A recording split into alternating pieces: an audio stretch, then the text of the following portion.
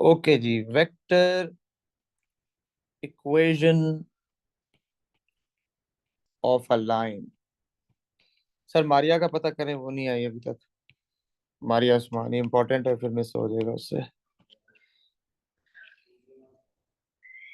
मारिया का पता करें, अयून का पता करें। अच्छा जी बेटा, vector equation of a line. बेटा जैसे हम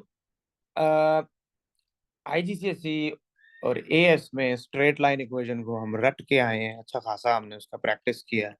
y is equal to m x plus c एक स्ट्रेट लाइन का इक्वेशन होता है। ऐसे ही स्ट्रेट लाइन का इक्वेशन क्या होता है? y is equal to m x plus c. Straight line की इक्वेशन बनाने के लिए क्या क्या चीजें जरूरत होती हैं? कौन सी चीजें हों तो मेरे पास स्ट्रेट लाइन की इक्वेशन मुकम्मल हो जाएगी? इसी इक्वेशन में बताएं।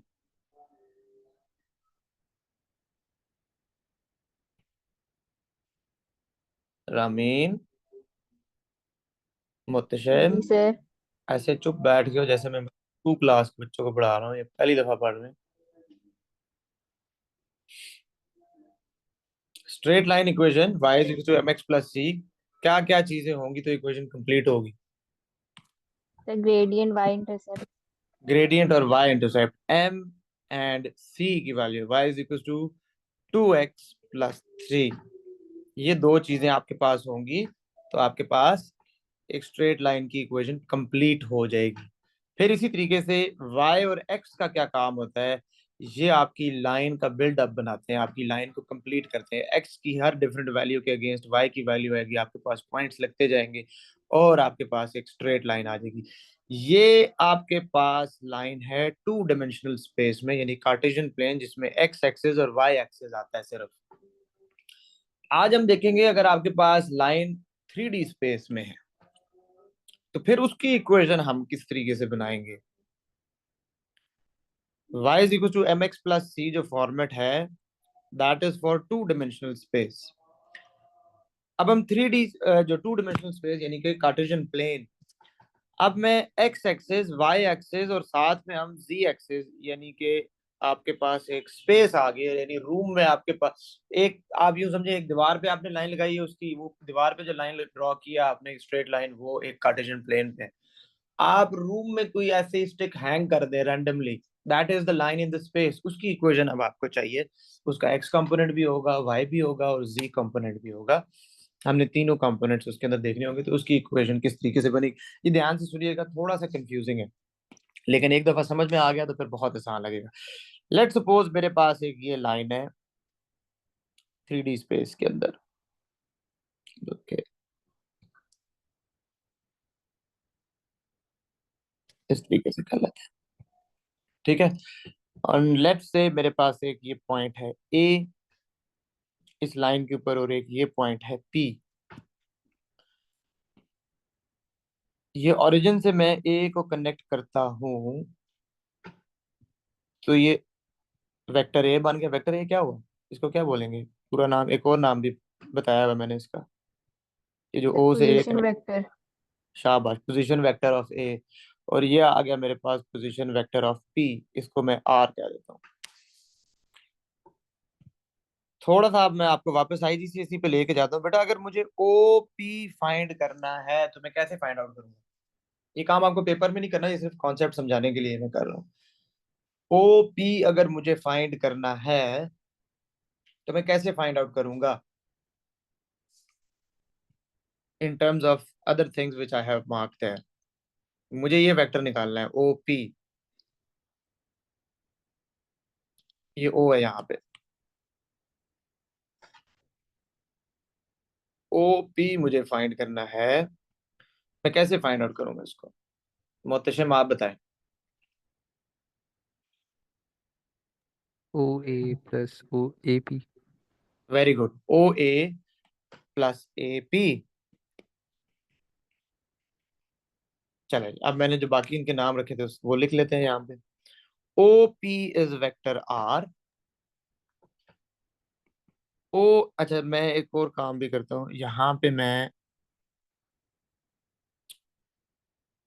इसी जो लाइन नीचे मैंने ड्रॉ की है इसी की डायरेक्शन में मैं एक वेक्टर बी भी ड्रॉ कर लेता हूँ। ठीक है, ये हमें सपोर्ट करेगा। Vector O A is vector A plus A P. अच्छा बेटा, जिस डायरेक्शन में ये लाइन है same is the direction of this vector B up there. अगर मैं आपको बोलूं ए पी जो है वो वेक्टर लेट सपोज इसकी लेंथ 1 है और इसकी लेंथ 3 है, तो क्या मैं इसको 3b बोल सकता हूँ ए पी को? अगर मैं आपको बोल दूं कि वेक्टर बी की लेंथ 1 यूनिट है और ए पी जो है वो 3 यूनिट्स है, तो बजाय इसके कि मैं तो क्या मैं इसको इन टर्म्स ऑफ बी अगर लिखना चाहूँ तो मैं क्या ये बोल सकता हूँ कि 3b's मिला के ये पूरी लेंथ बनेगी 3b? ये पॉइंट समझ में आया या नहीं आया? ये समझने वाला पॉइंट है, अगर ये नहीं समझ में आया तो बताएं बेटा, बोले ना। क्या है? सर आगे। नहीं समझ में आया? मोहतशिम आया समझ? आयशा वकार? सर जरा फिर से बता दो। ठीक है बेटा, ये है वेक्टर बी इसी की डायरेक्शन में, ए पी की डायरेक्शन में। जो डायरेक्शन इस लाइन की है वही डायरेक्शन इसकी है। आपने पैरेलल वेक्टर्स के कॉन्सेप्ट हम पीछे पढ़ के आए हैं। ठीक है, पैरेलल वेक्टर्स का क्या कॉन्सेप्ट था? Vector A is proportional to another vector, K times another vector होता है वो। ठीक हो गया? जो ये ओ लेवल्स आईजीसीएसई में पढ़ा हुआ है। तो अब मैं आपको सिंपल वही वाला कॉन्सेप्ट बता रहा हूँ और ज्यादा आसान करके। अगर मैं आपको बोलूं कि ये वेक्टर बी जो है इसकी लेंथ में बता देता हूँ आपको कि ये 1 यूनिट है। 1 यूनिट है। और ए से लेकर पी तक की भी लेंथ में आपको फॉर एग्जांपल बता देता हूँ कि 3 यूनिट्स है। अब इस ए पी को इन टर्म्स ऑफ बी लिखना है, तो क्या मैं बोल सकता हूँ कि ये 3b's जो है, क्योंकि डायरेक्शन सेम है, 3b's मिला के आपके पास ए पी बनेगा।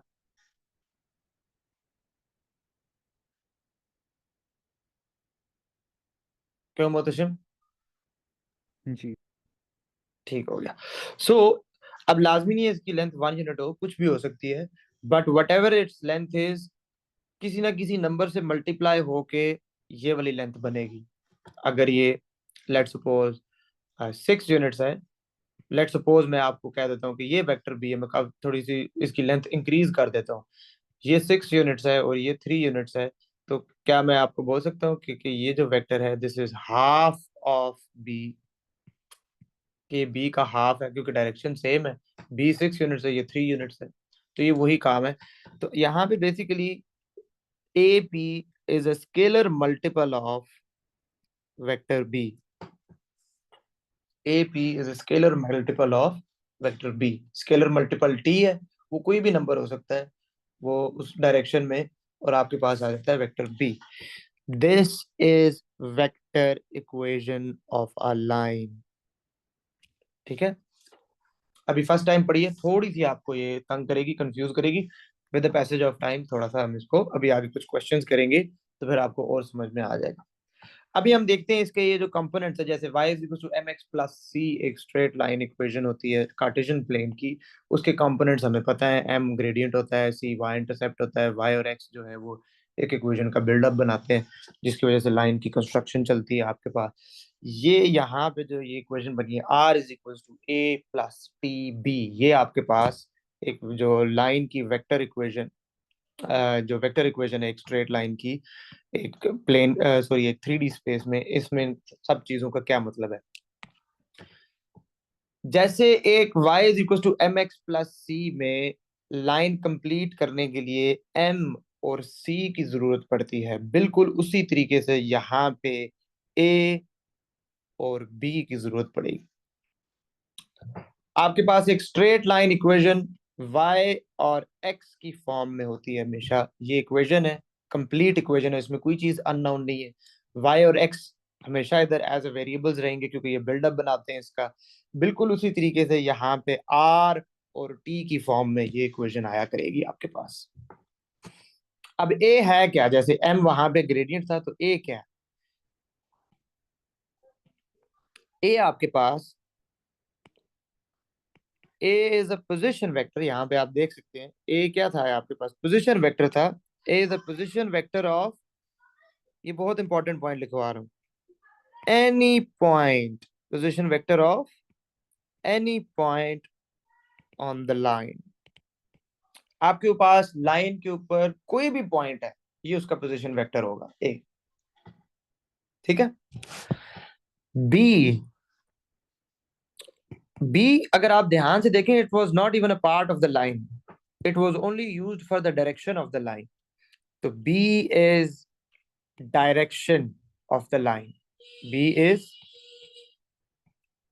Direction of the line. B को हम डायरेक्शन वेक्टर भी बोलेंगे, direction vector. So in short, जैसे y is equal to m x plus c, जो कि एक straight line equation in Cartesian plane होती है, उसके अंदर m का मतलब होता है ग्रेडियंट, c का मतलब होता है y इंटरसेप्ट। ये दो चीजें आपको चाहिए एक इक्वेशन बनाने के लिए। बिल्कुल उसी तरीके से 3D स्पेस में अगर आपके पास कोई वेक्टर इक्वेशन है, उसमें आपको a लाजमी चाहिए। ए क्या होगा, किसी भी पॉइंट का, उस लाइन के ऊपर कोई भी पॉइंट कहीं पे भी होगा, उसका वो पोजीशन वेक्टर होगा, position vector of any point on the line. B आपके पास होगा डायरेक्शन ऑफ द लाइन। ये दो चीजें चाहिए। अब आर और टी क्या है? आर आपके पास ये एक, यहां पे अगर आप इस डायग्राम को देखेंगे तो आर जो है आपके पास एक पोजीशन वेक्टर आ रहा है एक और पॉइंट का। ये बेसिकली आपका, जैसे इस इक्वेशन में y और x मिलके काम करते हैं, x और y की डिफरेंट वैल्यूज आती जाती हैं, 2 3 4 5 6 7 8 9, इन सारे पॉइंट्स को आपस में कनेक्ट करते जाएंगे तो एक लाइन बनती जाएगी। यहाँ पे ये, वहां पे जो y और x दो अलग अलग चीजें ये काम करी, यहाँ r अकेले वो काम करता है। r आपके पास x y z, ये एक और कंपोनेंट आ जाता है। आर आपके पास क्या है, इस एक और पॉइंट है इस लाइन के ऊपर, उसका ये एक्स भी है, उसका ये वाई भी है, उसका जी भी है। ठीक है। मैं एक्स वाई जी थोड़ा सा और आगे ले जाता हूँ, एक और एक्स वाई जी आ जाएगा, और आगे ले जाता हूँ एक और एक्स वाई जी आ जाएगा, तो पीछे ले आता हूँ एक और एक्स वाई जी आ जाता है। ये आर अकेला मिलके इसका बिल्डअप बना रहा है, और ये पूरी लाइन कंस्ट्रक्ट होती जाएगी, दोनों एंड्स पे एक्सटेंड होती जाएगी। तो आर का ये काम है।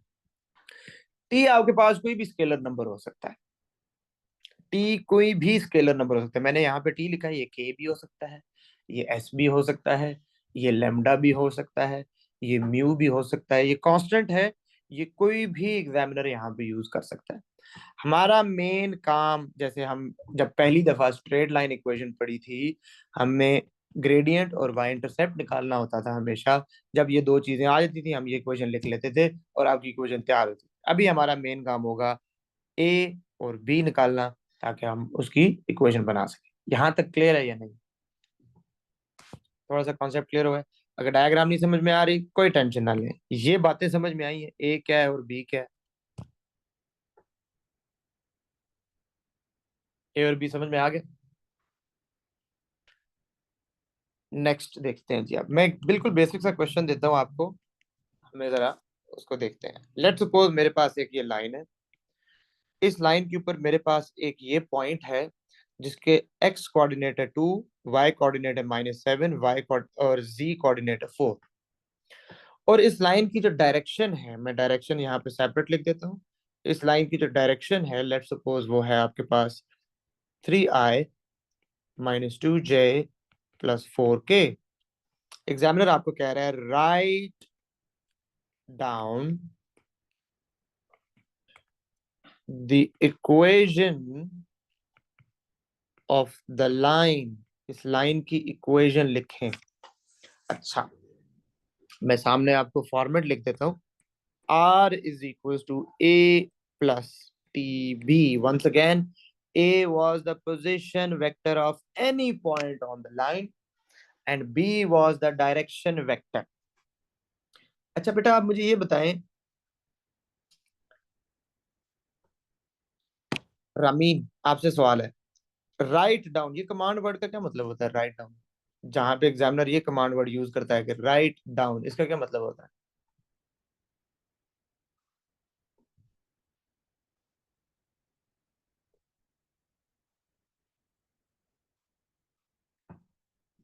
रामीन, जी sir. Write down command word का क्या मतलब होता राइट सर, है? लिखना राइट है डाउन बस, और क्या। यानी कोई कैलकुलेशन नहीं करनी, सामने आंसर नजर आ रहा है, आपने सिंपल लिखना है। जी जनाब। ए क्या होता था आपके पास?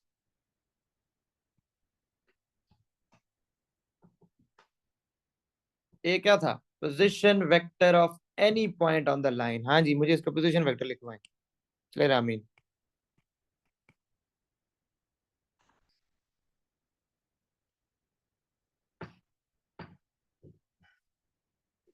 रामीन को भूलती जा रही है वेक्टर। सर ये जो सेम होगा, क्योंकि जो तो लिखवाएं कोऑर्डिनेट्स ना, होंगे फिर। लिखवाएं, टू शाबाश। आई -7 J +4 K। शाबाश। 2i - 7j + 4k, ये आपके पास आ गया इसका पोजीशन वेक्टर। ठीक है, जो इसके कोऑर्डिनेट्स होते हैं वही उसका पोजीशन वेक्टर होता है। अच्छा, plus T as it is आएगा, जैसे y = mx + c में y और x एज इट इज आते हैं, तो इसमें r और t एज इट इज आएंगे। Next, direction vector. Direction vector example में दिया हुआ है आपको, 3i - 2j + 4k। ले जी, आपकी इक्वेशन तैयार होगी। इसको आप अगर कॉलम वेक्टर फॉर्म में लिखना चाहते हैं तो भी लिख लें। 2 - 7 4 + t 3 - 2 4। ये समझ आया? यहां तक कोई मसला?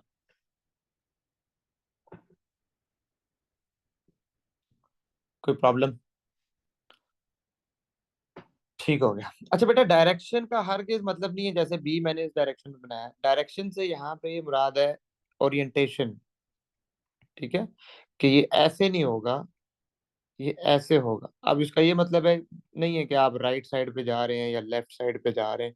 दैट डजंट, डायरेक्शन इसमें ये मुराद है कि आपकी ओरिएंटेशन है यहाँ पे। ठीक है, आप इसको -3i + 2j - 4k भी कर सकते हैं, अपोजिट डायरेक्शन में जा सकते हैं, क्योंकि ये लाइन दोनों तरफ एक्सटेंड हो रही है, तो एक ही बात है। Okay, so this is your vector equation of the line. अच्छा, अब एक और क्वेश्चन जरा देखते हैं। लेट्स सपोज एग्जामिनर आपको कहता है बेटा कि ये एक स्ट्रेट लाइन है, इसके ऊपर एक ये पॉइंट है ए। अभी जो पिछला क्वेश्चन दिया था उसमें तो राइट डाउन था ना, हर चीज सामने लिखी हुई थी, आपने सिंपल कॉपी करके इक्वेशन बनाई है। अभी कुछ थोड़ा सा बीच में हम मिसिंग कर देते हैं, वो आप ताकि खुद निकालें। एक पॉइंट है ए, एक पॉइंट है बी। बी के कोऑर्डिनेट्स 5 2 - 7, और एग्जामिनर आपको कहता है find equation of the line A B. Find equation of the line A B. चलें जी।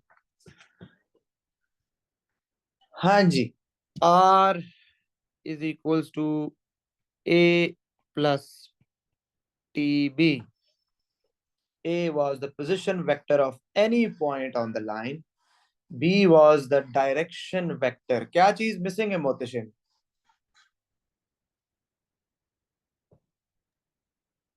बी से। बी, डायरेक्शन मिसिंग है। डायरेक्शन कैसे आएगी?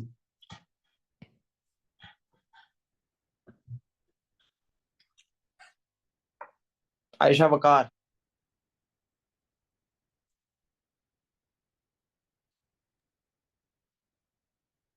आयशा बेटे।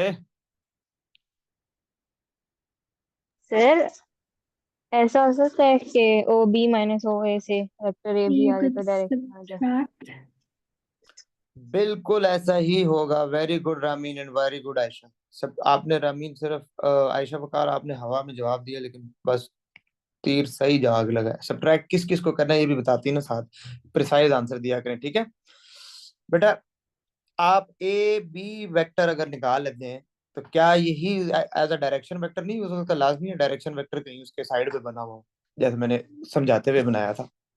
समझाते हुए सेपरेट इसलिए बनाया था कि मैं आपको सिर्फ और सिर्फ उस पर एम्फेसाइज करना था कि वो डायरेक्शन है। अब डायरेक्शन मैं यहाँ पे खड़े होके बताऊं, लाइन के ऊपर खड़े होके बताऊं, या लाइन से नीचे आगे बता दूं, तो उससे कोई फर्क पड़ेगा? नहीं पड़ेगा। तो आप ए बी ले लें। अच्छा, अब मेरा सवाल ये है, एक स्टूडेंट ए बी निकाल लेता है, दूसरा स्टूडेंट बी ए निकाल लेता है, कौन सा ठीक है कौन सा गलत है?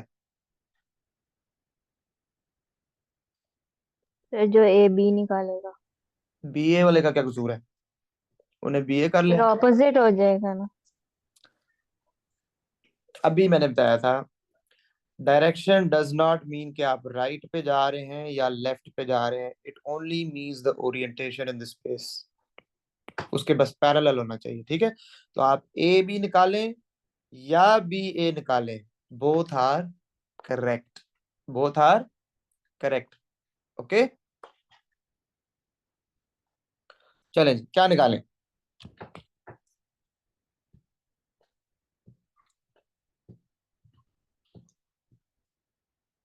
चलो जी, ए बी निकाल लेते हैं, ए बी निकालें जी।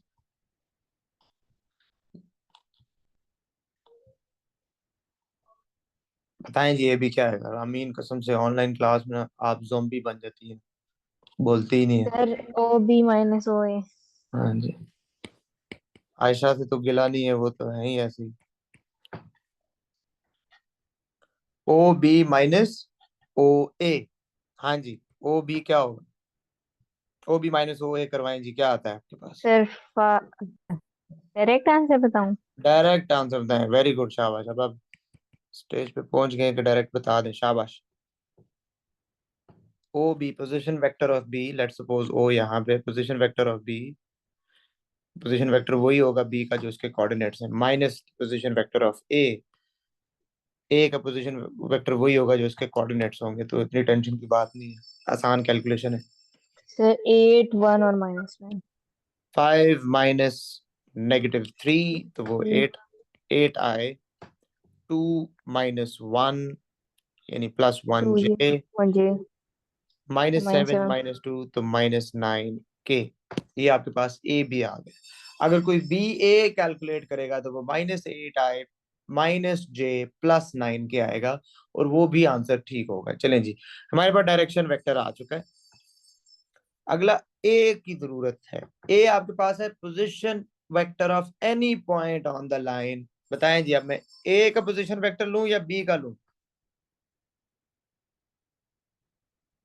सर किसी हंसना, का भी ले लो। सर हंसना भी एक का आएगा। ले लें।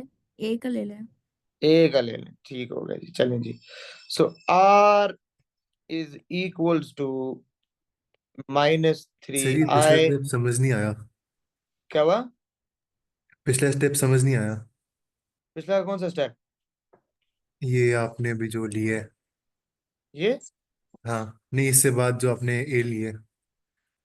ए। अच्छा बेटा, ये देखें, आपके पास होता है A position vector of any point on the line. किसी भी पॉइंट का आप पोजीशन वेक्टर ले सकते हैं लाइन के ऊपर। अब लाइन पे दो पॉइंट्स हैं, आपकी मर्जी है, आप इस पॉइंट का पोजीशन वेक्टर लेना चाहते हैं या आप इस पॉइंट का पोजीशन वेक्टर लेना चाहते हैं। तो वो मैं अब ए लिखने जा रहा हूँ यहाँ पे। तो असना ने बोला ए का लिख लें, आप ए का लिख लें। अगर कोई स्टूडेंट बी का लिखता है वो भी ठीक होगा, ठीक है? Got it? नहीं समझ आया सर?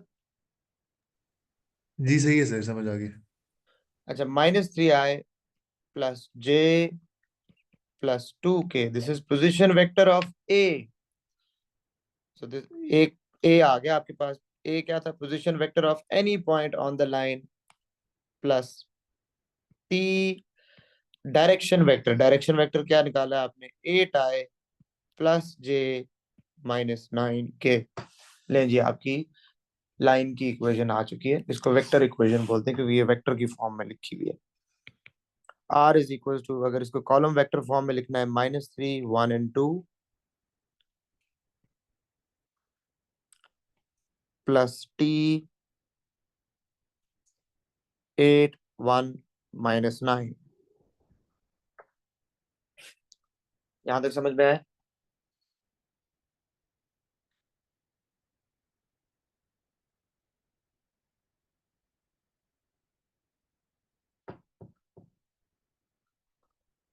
क्लियर है? जी सर। अच्छा जी,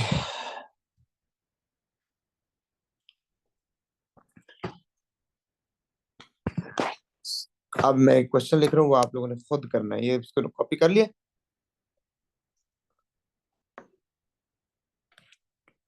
एग्जामिनर कहता है find the vector equation of the line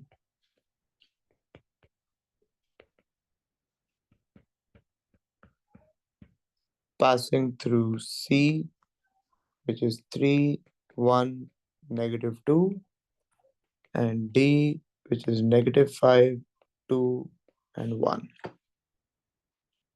चले शाबाश।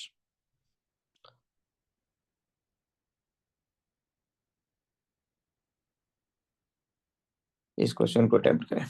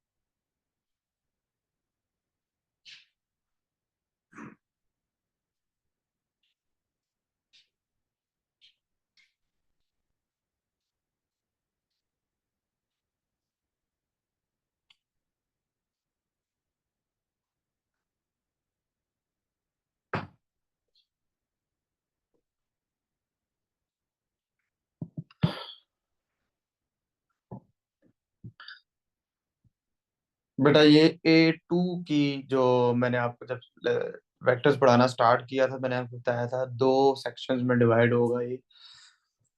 इससे पहले हमने जब 2019 से पहले पहले एएस में आता था, तो वो कर लिया। तो उसकी 2 वर्कशीट्स आप लोगों के साथ शेयर की हुई हैं। आज जो हमने स्टार्ट किया है, ये 2019 से पहले A2 का पार्ट होता था, तो आज वो स्टार्ट किया हमने।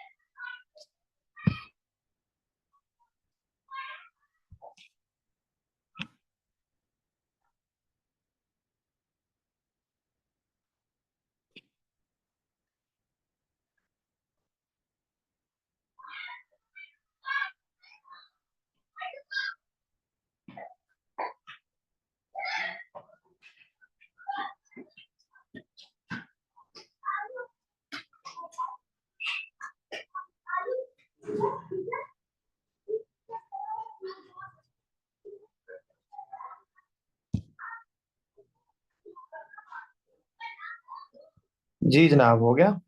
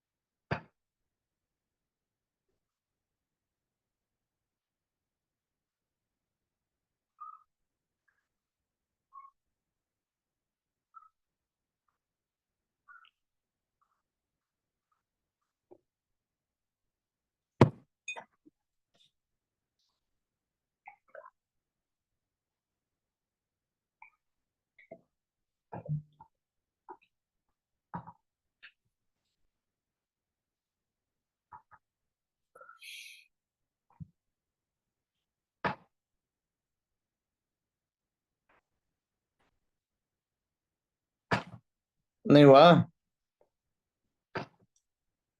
सर हो गया है। हो गया, बिल्कुल पिछले क्वेश्चन की तरह ही है। उसमें डायग्राम बना दी थी मैंने, इसमें डायग्राम नहीं बनाई मैंने। सो लेट सपोज आप इसमें पहले डायरेक्शन वेक्टर निकालते हैं सी डी।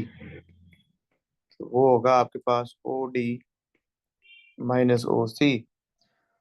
तो ओ डी है आपके पास, ओ डी माइनस ओ सी डायरेक्ट निकालते हैं, -5i -3i, तो -8i, 2j -1j plus j, 1k -2 plus 3k। ये आपके पास आ जाता है सी डी।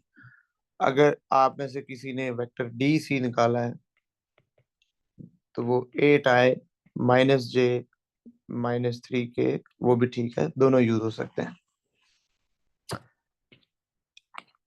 अब r is equal to a plus T B. r is equal to a position vector of any point on the line. ये दोनों points line के ऊपर है, इनमें से आप अपनी मर्जी से कोई भी पॉइंट ले लें। अगर कोई सी के साथ करता है तो वो भी ठीक है, अगर वो डी के साथ करता है तो भी ठीक है। पिछली दफा हमने पहला पॉइंट लिया था सी, इस दफा हम दूसरा पॉइंट ले लेते हैं। तो -5i plus 2j plus k, this is position vector of any point on the line, plus t times the direction vector. Direction आपके पास 8i -j -3k। इसकी डायरेक्शन से इसलिए नहीं फर्क पड़ता बेटा कि ये राइट पे जा रहा है या लेफ्ट पे जा रहा है, क्योंकि लाइन ने तो दोनों तरफ एक्सटेंड होना है, प्लस ये यहाँ पे जो स्केलर है ये सारी चीज पर बैलेंस कर देगा। ये आपके पास आ गया बेटा पोजीशन वेक्टर। मैंने इसमें डी सी पुट किया है। तो मैंने एक तो इसमें point position vector of D put किया है, और यहाँ पे मैंने जो डायरेक्शन वेक्टर है मैंने डी सी पुट किया। अगर आप में से किसी ने ये और इसके साथ किया तो भी ठीक है। इसको आप कॉलम वेक्टर की फॉर्म में लिखें, R is equal to -5 2 1 plus T times 8 -1 -3। हाँ जी, यहाँ तक क्लियर है? यहाँ तक कोई प्रॉब्लम?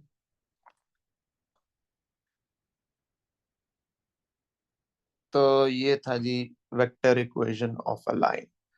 कल हम इससे आगे चलेंगे और आगे इसको कंटिन्यू करेंगे इंशाल्लाह। ओके जी, टेक केयर, अल्लाह हाफिज।